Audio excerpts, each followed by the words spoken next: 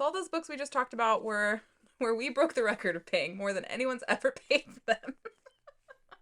Now we're going to talk about some books that we sold at the record highest.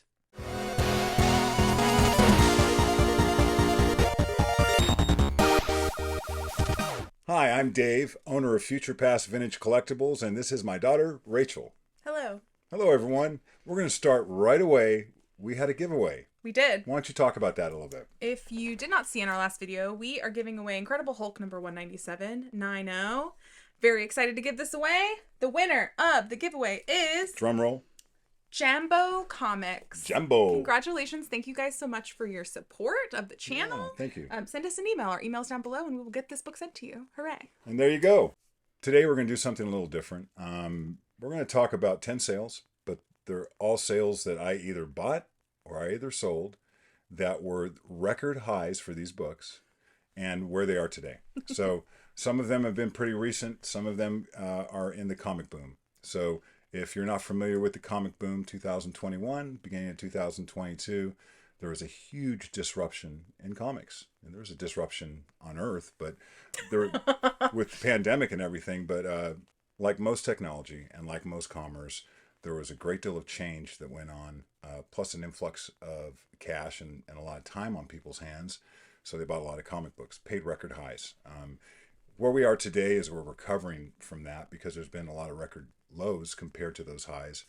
Sometimes books have dropped down to where they were originally. Sometimes they've even gone under. This disruption that's continued on to today, where you have things like Whatnot. You have all kinds of different places you can buy in auctions. You have all kinds of ways to sell and buy comic books, plus the convention season just ended.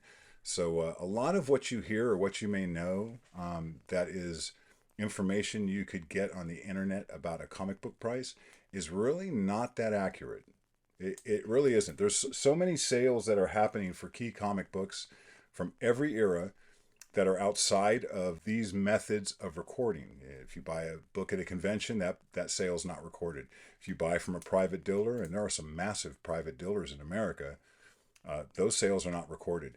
And if you buy from Comic Link, which is one of the largest auction houses for comics, definitely in the top couple of auction houses, those sales are not reported. So there's so many sales that can happen, and how much weight do you put on looking up the price of something and thinking from what you see that that's accurate? I think we're going to dispel some of that today with these 10.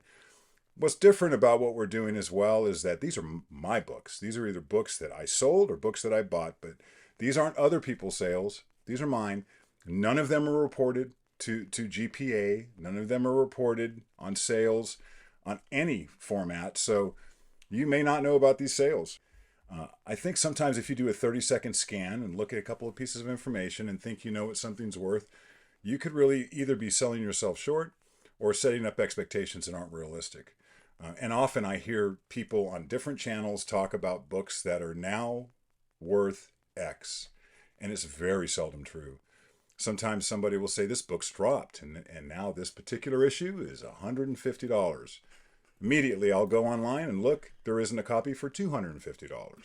and the market's glutted and people don't want to come off their price. So one sale does not equal a trend.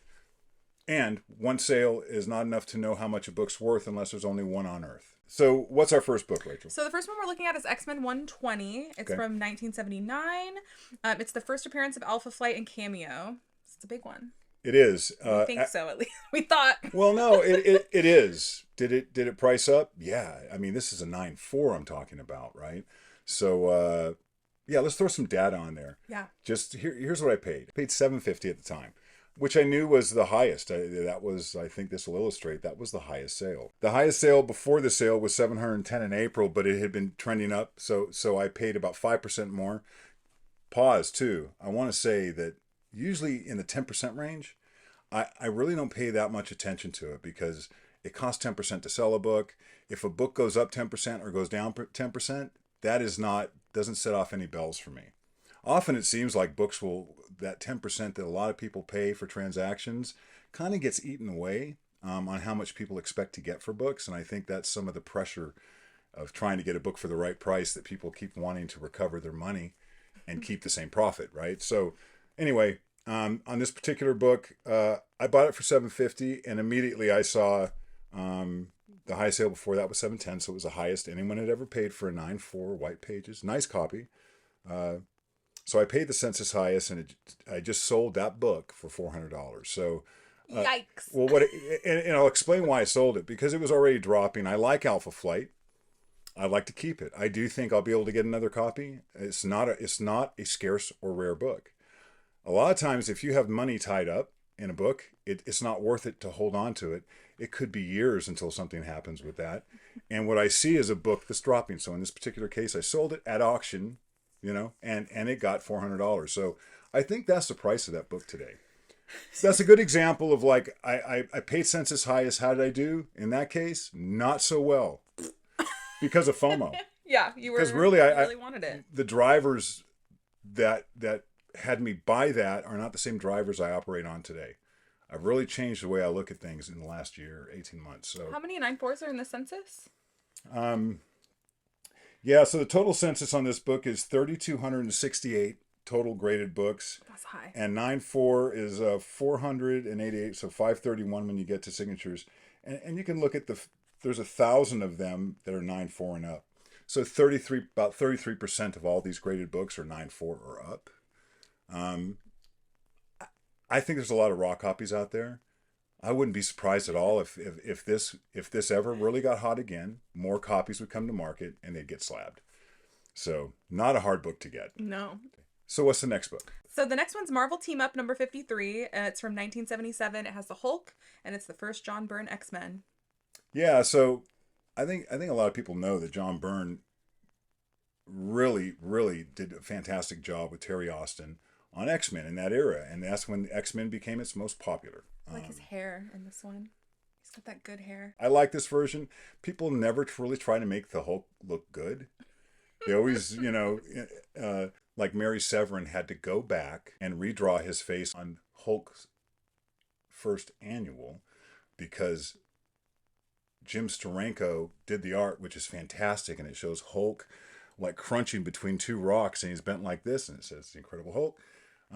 Fantastic cover, but he made the face so unattractive that Marvel hired Mary Severin, who's a fantastic artist, and so was her husband, to go in and redo the face, and it's still not pretty, but I actually like Steranko in Captain America. I think it's Captain America 110. That's one of my favorite Hulk covers. And the giveaway we just had, Bernie Wrightson drawing the Hulk, looks awesome. Some people didn't even know that he drew the Hulk, so everyone was really excited I didn't mean to go down this anyway, rabbit hole I on the Hulk. just had to mention how good his hair looked. That's it. Okay. Tell us what happened with this book, Dad. Hair does look good. It does. Let's talk about it. So I bought this in April for $723, and at that point, the highest sale to date was $575. Yeah, so that's about 30%. I paid over the last sale. It became about 2 people that wanted that book. Could have been 3. You're just fighting for it Yeah. in the auction. That's when you know it's bad. I wanted it. So and you got it? So you see the scan. It's really an impeccable copy. I got it, and as soon as I got it, that book never really went much higher. Fair market value now is about $600, but it went under that even. So I watched this Still book not even just close to what you bought it go for. down I know it went down a really steep hill, and and I'm actually selling this now. So do you want it? You should go buy it for $1 million. No. It is in an auction coming near to you. This one does have a census. Let's see. There's 244 9/8 in the census out of 4,433 all labels. It's about 5% of the census. That's a good buy. I mean, it's why I bought it in the first place. At 5% of the census, the first John Byrne in X-Men, at a time when X-Men was blowing up. It's a great book. Anyway, lost a lot of money on that book. Not that I've lost a cent yet because I haven't sold it, but immediately the value went down, and I knew I wouldn't be able to move it for even 20% under what I paid. So I held it, and sometimes you'll hold a book, and that's a good idea. Sometimes it's not. So next up is Silver Surfer Black number 2. It's from 2019, so it's a modern, and it's a Virgin variant. This book, I don't remember when you bought it, but I know that you covet this book. Oh, yeah, so this is another interesting story. Just so you know, I'm not trying to make myself look good. At all. Not with this video. I'm just reporting the news. So, so like I saw this. I saw that sales were close to what I was willing to bid. So I bought this book for $755 in April of 2021. Loved it, by the way, and I love it now. It's a phenomenal Really cover. cool. But this was during the Carnage boom. So, and all things Carnage were just really going up in price. That's why, in my mind, this was a more obscure copy of a book. I think it's a 1 in 500. There's actually another version of this, if you can put it up, that this is the sketch variant, and the last one sold for $7,500, and I think it was in 21. So, what's the news? I bought it. I watched it going down, and I really would rather get something than nothing. So I decided I needed to bail, and I think I sold it for $400. Yeah, earlier this year for $440. Yeah, so I lost money on that book. I don't regret getting rid of it because I needed to put money together to buy a collection. So it's unfortunate that it went down that much, but I can't imagine how much that sketch variant could possibly go for. Yeah, I really, I wonder if that guy who bought it for that much is feeling it, or maybe he loves it so much. For $7,500, you could buy the original art. That makes me want to think about it. But think about it. You could buy a nice piece of original art for $7,500. It's a lot of money. I really have a problem with books that are strictly printed to be collected, that typically go from whoever orders it from distribution right to CGC. Seldom get touched, really, other than being bagged, compared to what else you can get for $7,500. You can get a Daredevil #1 for $7,500 in mid-grade. Just because they only printed one of something does not make it rare. It makes it a manufactured collectible to me. But, so I bought this, realized, I don't want to really hold on to this much longer. It only sold for $400. At the end of the day, I really don't want to chase books like this. I think they're dangerous. I think that I would end up losing a lot more than gaining. There's a lot of games that people play to get a hold of these books by buying a bunch or some way or another getting a hold of a book. I buy books to sell for a profit. I do that for a living. But there's something without a soul in this that I just can't explain. It really is. I don't know.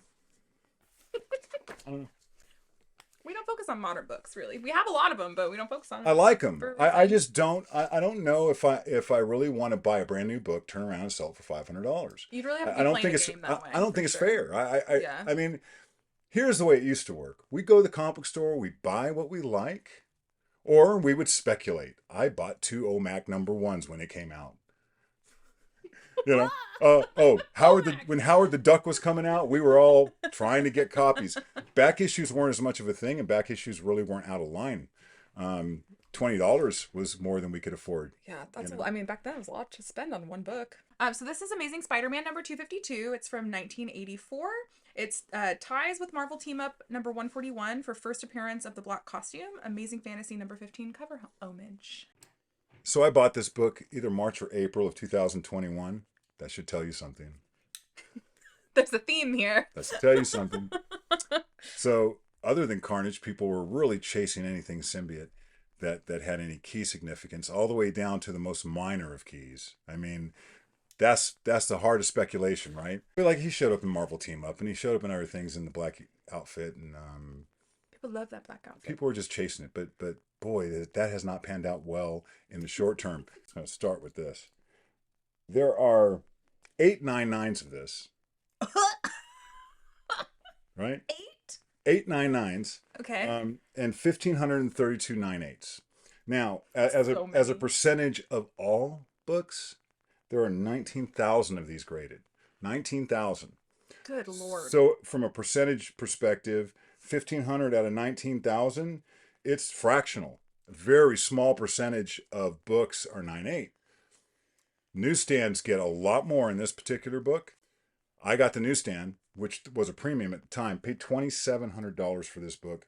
I found it ironic. I don't know if it ever went up $1. I think I've still paid the top. And here's what's interesting. You don't know that. It was never recorded. So you could have gone behind me and spent 2,400 and felt like you overspent. You did probably. Hold my beer. So if you look at the data, highest selling copy here is $2,451, and it's gone down from there, and that was in 21. So I spent a percentage over top, and really, I mean, I knew it was late. There was so few of them on the market, and that's what was interesting. Couldn't find one. When I finally did, it had everything, but there's even a twist.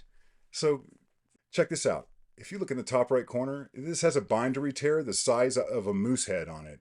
I mean, it to me, I got because I looked at it and I really didn't examine this book like I normally would have. I would not have bought it with that bindery tear. Is it a nine? Talk about giving it up, right? I still own this book. Where is it? Did I pull it out? Oh, I did. It's right here. Yeah. Just so you know. There it is. This is the book, and I don't know if you can see that. But does it feel like half of the amount that you paid for it? It's so small. The longer I have it, the smaller it gets. I think that's some kind of like owner's paradigm, right? This is a 9.8. It's just on this particular cover, even a small blemish shows up, and that's why there's so few 9.8s. Anyway, paid 27, still have it. I think there's a percentage. Let's see. Fair market value today is $1,500. So yeah, I paid $1,259 more than the current average, and I'm going to hop back to that in a second. Paid 45% more than GPA. Yikes! Yeah, there was a sale for $2,200, but there was also a sale this year for $850. Yeah, so you still paid so much more than that. You know what that was? That was a trajectory going down. You can see it right here. Yeah. It was starting this dog leg down, and it's skipping like that. With the percentage of these that are 9.8 today, it's still a book that fits a criteria for me to hold on to. I think it's going to be difficult to ever beat that number. Yeah. There's no way I'm ever going to make a profit on this comic book. I look you in the eye, my daughter. I will never make $1. You might make like $2,000 on it. Okay, the next one's Avengers number 196. It's the origin and first full appearance of Taskmaster. It's George Perez cover. We love Mr. Perez. We do. George Perez. Rest in peace, Mr. George Perez. So another April book. April 2021. April 2021. I bought this book. We still have it. That's why we're looking down. It's right here. Still have it. Beautiful. I do love this book. How much do you think I paid for this in April of 2021? Think of what news was on the horizon. Black Widow was coming out. Yep. And Taskmaster was a character in Black Widow. Yes. I paid $2,300 for this 9.8 direct 9.8. Now, I'll tell you this book, to this day, I would not pay more for a newsstand personally because of when it came out.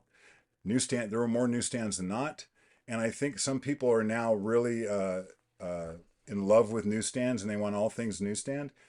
When I was buying comic books in the 80s, I did not want to own a newsstand. I got rid of them. This is not a newsstand. I paid $2,300.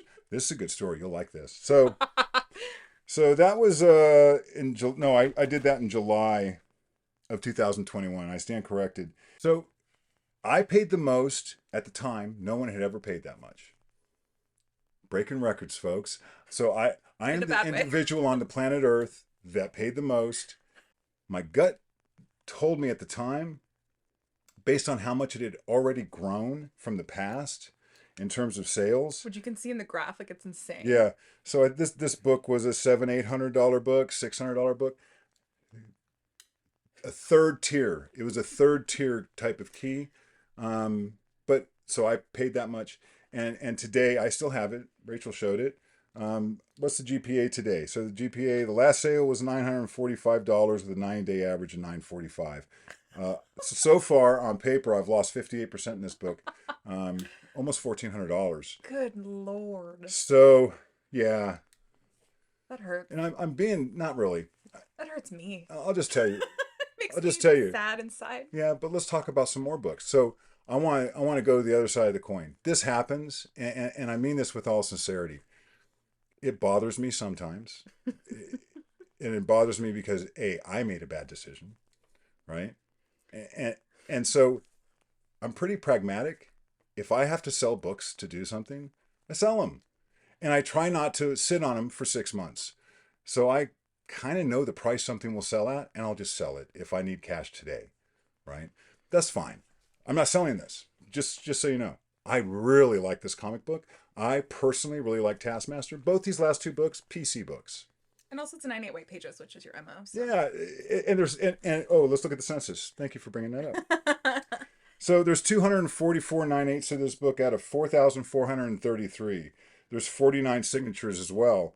So when you look at 5% or less on a key book in 9/8, to me, that's investment level, right? Not $2,300 necessarily today. Don't do that today. But if you found a 9/8 with white pages that you thought was well centered and a nice copy, I don't think it's a bad idea. You know, this character is coming back. So there's some stuff, some news about him in the future. There's records being set every day, but just not on this book, not on the last book. And then you'll watch some people say this is a new record. I find that interesting when they didn't know the old record. I mean, you know what I mean? It's like people are talking about these books, and I look at them like, you don't know what you're talking about. But I have some bigger stuff in the future, in the next few books. Yes. So what's next? All right. Well, we got some Godzillas. We're switching gears now, aren't we? We really are. This is a whole new world. So what are we talking about now? So all those books we just talked about were where we broke the record of paying more than anyone's ever paid for them. Now we're going to talk about some books that we sold at the record highest, which I think is pretty interesting. So this is Godzilla number 16. It's from 1978. Yeah. It's a 9/8, white pages. I paid $60 for this book a year before. Raw, right? No, I bought it slabbed. Oh, you bought it slabbed for $60. I bought this in a slew. I had about half of the series in 9/8. They're really cool. Lost money on the just FYI. I bought the number 1 for $700 and ended up selling it for $500 in an auction. And about a year later, so I lost money on that. But let's talk about how we did on this. So I paid $60 for this beautiful book, and I really like some of these covers as well, especially the number 2 that shows Godzilla eating the Space Needle. Oh, I'll put that up on the screen. Love this cover. I sold this book because I had so many of them, and I needed to make some room, get some cash actually. So I paid $60, sold it, and this one surprised me. I've been watching, and I know that people are starting to realize that these are low census books. And let's talk about it before I tell you the sales price. Yeah. So there's only 14 9/8 out of 40 total graded. Doesn't mean there's not some really nice books out there. If you're trying to get this in 9/8, you might be waiting to get one. Mm-hmm. They're not popping up all the time. This book sold for $686. So yeah, I did really well on that. And over GPA, the GPA right now says $260. I just sold it. So few have sold. And that's in 2022. So this year, one sold for that amount. It's worth triple that. So let's say that you're a buyer, didn't know that. Didn't know that it's this much. And someone wanted $350 and you said no. Right? And all of a sudden you see it gone.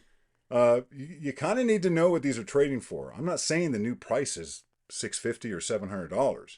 I'm just saying that there's only 13 of these. If you want a nice copy and it's well centered and everything else, you're not going to pay $260 unless the person selling it doesn't realize how much it's worth and they do a buy it now. I have people telling me all the time, you should do buy it nows. I do. I have 500 buy it nows. They don't do well a lot of the time. No, people want things for free. They want you to pay them to buy them. And you're not doing anyone a favor offering someone 1/3 of what they're asking. I'm just saying. Well, and I think it said too on GPA that only 6 have sold this year. 2009, only 6 of these have sold. So that tells me that people that buy them, they hold on to them and they never sell them. So if they do sell them, that's why they paid that much for it. So there's an example of like that's the most this book's ever garnered that's been recorded, right? Now you kind of know that there's an appetite for these. So what's next? All right, so the next one is Godzilla number 20. So this has Fantastic Four, Dum Dum Dugan, and Gabe Jones' appearance. Love a Fantastic Four cover. So 1979 appearance of FF in another book. Yeah, so Herb Trimpe cover. Cool art again. Love it. Love Fantastic Four back there. Human Torch, who as part of the Fantastic Four. It. Also, it's got dinosaur bones behind the dinosaur. Really cool. And yeah, I'm calling it a dinosaur behind Godzilla. It's not a The dinosaur. dinosaur. Godzilla. So I paid $60 for this. Sold it for $7.50 in an auction. By the way, that was in the last 15 seconds. You were so... I remember that day because Right? it kept going up. You were like, Rachel! I expected it to get... So the census highest at the point... This is funny information. The numbers do not compute. They compute well to me. And I hope that people know this stuff. When you look at a book that hasn't sold in a couple years and it's very low, you know there's a question mark. How much would this sell for? I have a pretty good gauge. I thought it would sell in the hope that it would sell for $300 to $400 based on what it was. Based on the fact also there are 25 copies in the census that are 9.8 and only 56 graded. Really similar to the 16. Yeah. So this year one sold for $140. 12-month average $134. 3 copies sold this year, as low as $107, $140. We got $750, right? So I got very excited because that's what I want to see. And in those two back to back, I mean, I had $120 in those two. So that's why, please don't ever feel bad if I'm telling you that I didn't make money back on a book. There's an equalization. I usually, when I do an auction, I'll send in a certain group of books and I'll say I need X. I'll evaluate before I send them. 9 out of 10 times I get it. I get what I'm expecting, just not where I'd like to get it. It just sits in a weird place. It does make you feel bad if you sell all your books and you're looking like, well, that was my goal for this auction and sales. But as you're starting to sell books that are going for much lower than what you even think they're worth, which doesn't matter in an auction. Like He-Man #1 for $28. Like a He-Man #1 for $28. You're still not surprised. So, still not surprised on that one, though. Oh my gosh. Anyway, that was a great one. That was a good one. We liked that one. Let's keep going up. What's next? All right, so the next one is Marvel Premiere #19 from 1974. It has an Iron Fist appearance, and it's the first appearance of Colleen Wing. It's a 9.6. I actually bought a full set of Marvel Premieres, every Iron Fist, 9.6 white pages, and a full set of Iron Fist. Spent a fortune on them. You love Iron Fist. Sold every copy. Yeah. Within 90 days, I lost 35% on that purchase. It was uncanny, the losers and the dogs I picked. When you're talking about in terms of are other people willing to spend that much on those books? Made a bad decision. However, some of them did really well, and this is one of them. So I sold this for $728. The last sale was $500, so I actually got about 35% over any recorded sale ever. This is the highest that's ever been paid for it on paper. 31% over GPA today. So GPA today says this book is a $500 book with a 2021 average of $400. Did pretty good on that. So I was pretty happy with this sale. And once again, this one surprised me. There were some other ones I thought would do well and they didn't. This could have been a collector that's been dying to get a copy this nice. I mean, this is one beautiful 9.6. Anyway, that was a score. What? Score! You know, it doesn't feel like a score when you sell dogs that don't make it. For $12 or something. All right, this is a big one. This is Iron Man #128. That cheap little thing? It is from 1979. Alcoholism storyline. Bob Layton cover, 9.8 white pages. Yeah, this is a good story. Sit down, let me tell you a story. Tell you a tale. First of all, I've had this book for over 30 years. I bought Iron Man 1 through 170 in 1994 for $1,700. $10 each. The number 1 was about a 7.0, and up to about the number 36, they were mid-grade. I bought those books from Steve Johnson, which is known as the Monterey Collection. Not a pedigree, just a known collection. Should be a pedigree. Yeah, those books are so nice. They kind of remind me of Mile Highs in some ways because they're so bouncy and fresh to this day, if they were kept well. This one was. I mean, obviously. I had so many books in my collection that came back 9.8. I was just really surprised, all from this era. This was one of the lowest grade ones, which is why I did not slab it in 2002. Because it had some issues with it that it wouldn't have got a 9.8. We weren't pressing comic books back then. Now I press and clean my own comic books. Rachel usually introduces that on our unboxings. I pressed it, cleaned it, sent it in, got a 9.8. Sold it in auction. Here we go. Ready for some numbers? Woo! here we go. All right. This book's high sale for 2022, according to GPA, according to anything else you read, is $1,250. But that's not as troubling as the low, which is $250 for this month. Somebody spent $250 on this book this month, if this is accurate. November 2020. I actually drilled down and looked at this, and it's off-white to white, which would not drop it that much, not even close to that much. I think that there's been a mistake. I don't know what that mistake was, but this book did not go for that amount. And I'll tell you why. I just sold this one in the last few months for $2,000. So way over any other previous sale. I think in 2008 is the only time it got in that range. Since then, it hasn't even been in that ballpark. This book's in high demand. I'll tell you why. Put my glasses back on. So I'll tell you why. There's 175 9/8 out of 2,347 total copies. Universal Blue Label 9/8. So about 8% of all copies are 9/8. Famous storyline. Really, I mean, Demon in a Bottle storyline is in this part of the Iron Man run. Since the first appearance of Thanos in issue 55, this is probably the biggest book. Interesting. Although we have had some good sales from this run, and we're not talking about everything. This is only a sampling today of these. We have more stuff like this. You sure do. But anyway, $2,000, which is based on this. We're 69% over GPA. Fair market value today is calling out $616, but this wasn't recorded. So no one even knows that this particular person bought this book. I'm going to tell you this person's glad they bought this book for $2,000. I don't know what's going on with this $200. Either someone got duped in an eBay auction or because just didn't know the value. 4 days before that, it sold for almost $1,000. That's so crazy. And by the way, that's cheap if it was white pages. I didn't drill down into here to see if it was white pages or not, but it wouldn't be $1,000 difference. Is the book worth $2,000? Somebody paid $2,000 for it. Are there any copies available today? And how much could you get them for?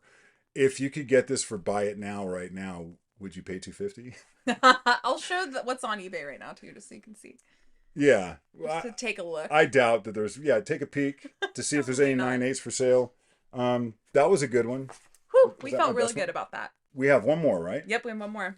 And this is, I think, the biggest one, right? It should be. Rachel, put the cover of this book up there. Right. The next and final book is Werewolf by Night number 32. It's from 1975. It is the origin and first appearance of Moon Knight.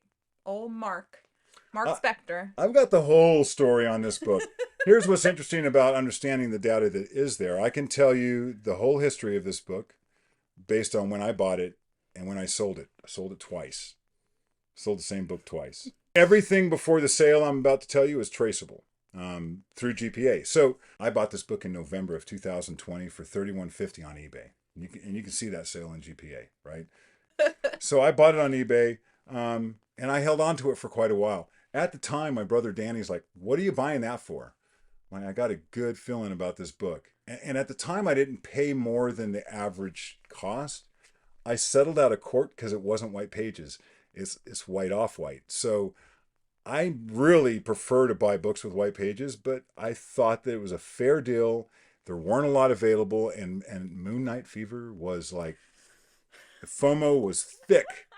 Bought the book, sat on it. So in May, on May 17th to be exact, I put an auction on eBay for this book. Started at $1. This book got a lot of interest, got a lot of bids. It sold for $7,500. Really, I was super happy with that.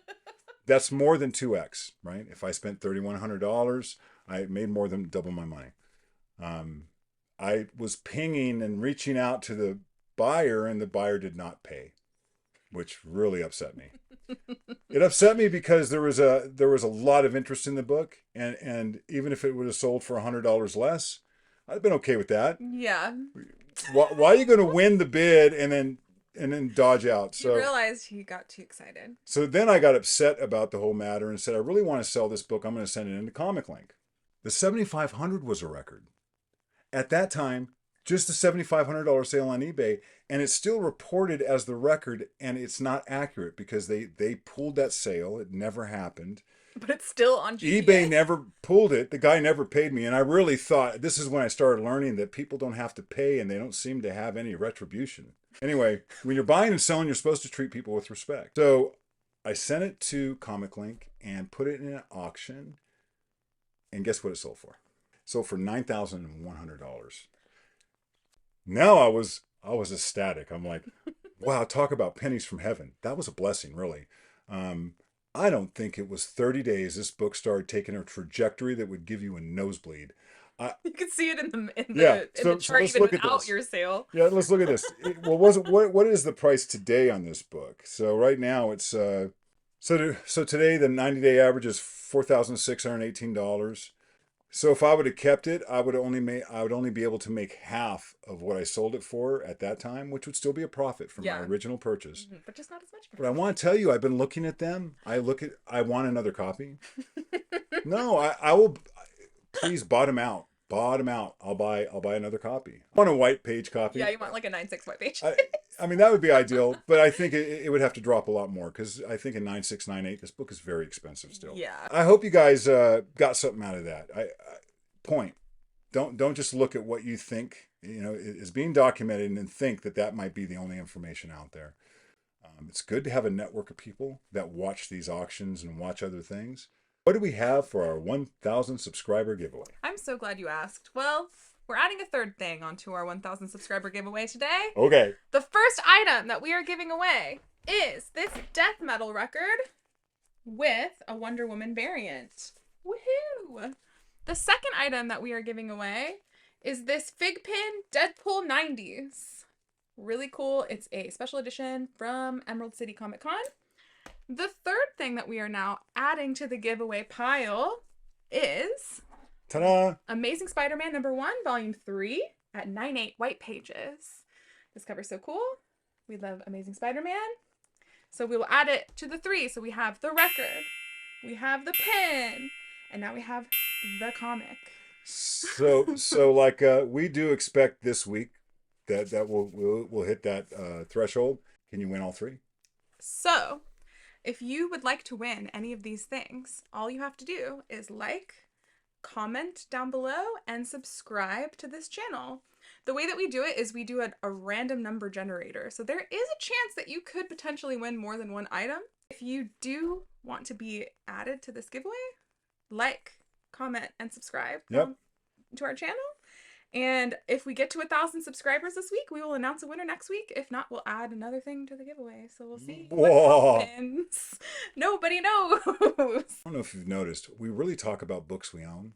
Even when I do the vintage comic show and tell, we're not just randomly talking about a lot of books. We're talking about books that somebody owns, and we're looking at their books and talking about their history and story with them. No different than the 10 books we just went over. All books that I owned. They were in your hands. I either owned them because I bought them and overpaid, or I used to own them and I sold them. So I really like to keep the focus on stuff that we're actually physically doing ourselves. Mm-hmm. Because I think it's kind of easy to just go out there and talk about what's going on in the world around us. But look how wrong we would have been about if we had talked about any of these books thinking we know what the top sale is. So I like to talk about what I know. I know this to be true because I was on both sides of the transaction. You did it. We went to a concert last night. We did. We did. We saw Modest Mouse. We do. We and do. We do that? We do that. We do that. What was the first year the first time we saw Modest Mouse was together, and it was in Oklahoma City. What year was that? It was 2009. Saw him again last night. Amazing. Just an amazing show. It was great. We've been going to concerts. Took Rachel to her first concert when she was 3 years old. Can you guess who it was? You probably can't. What year was it? They need a lot of information. What year was it? It was 1994. 1994. Yeah, I was born in 91. That makes sense. It was Smashing Pumpkins. Yeah. Melancholy and the Infinite Sadness. Rachel was 3 years old at the time. Mm-hmm. That was her favorite album. Literal album. No, it was CD. Yeah. That was her favorite. That was her favorite music. She wore a dress. She wanted to get very pretty. She wore stockings and a dress to that show. I do remember that. And about halfway through the show, she let us know she's getting tired and she'd like to go home. That was the kind of person that I still am to this day. at probably the same time.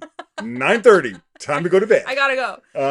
But anyway, we've been doing shows our whole life, and it's just a huge part of how we connect and the art that we connect to. We like other art too. Yeah. But and this is part of that. I mean, Oh yeah.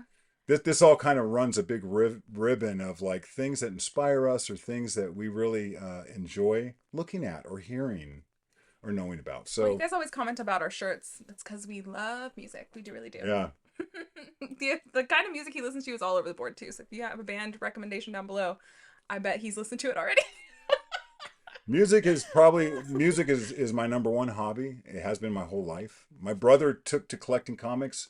I dove into music. Tried to be a musician, and I didn't have any talent for that. I made a guitar out of an ice cream box, some strings, and popsicle sticks once. Was that like a couple days ago? Last week. So music's a big thing for us. We So love music. we'll talk about it once in a while and just bring it up. Anyway. But anyway, hey. Next time, you'll win something. Thanks for all your support. We really do appreciate. We read every comment. And we appreciate everyone, and we like sharing this information, and we like it when you share back. So thanks a lot for stopping by. Thanks, guys. Bye. Bye.